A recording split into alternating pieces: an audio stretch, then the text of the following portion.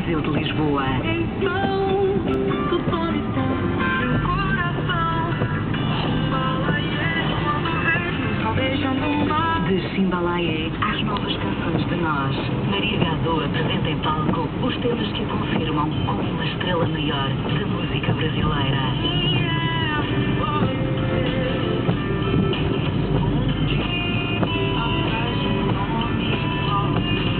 Maria Gado, ao vivo em Portugal. Primeira parte com Marco Rodrigues.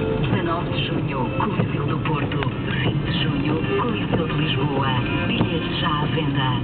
Apoio Rádio Festival. A Rádio Festival e a DECO apresentam SOS do Consumidor. As dúvidas dos nossos ouvintes têm respostas. Às segundas-feiras de manhã, depois das 8, com repetição. À quinta-feira, às 4:15 da madrugada e à tarde, depois das 3. SOS do Consumidor, para que tudo fique esclarecido. Com a DECO.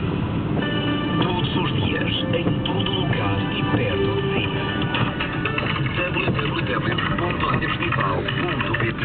Conheça as nossas realizações, os espetáculos, veja as fotografias, conheça os locutores desta rádio e deixe a sua opinião.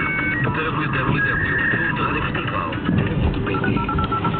Festival, a rádio do Grande Porto. Para todos. Sábado 24 de maio, vamos até Santiago de Compostela. Os 2 autocarros da Rádio Festival Correio da Manhã estão praticamente cheios.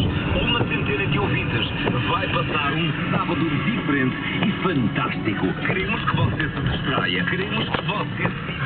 Passeio a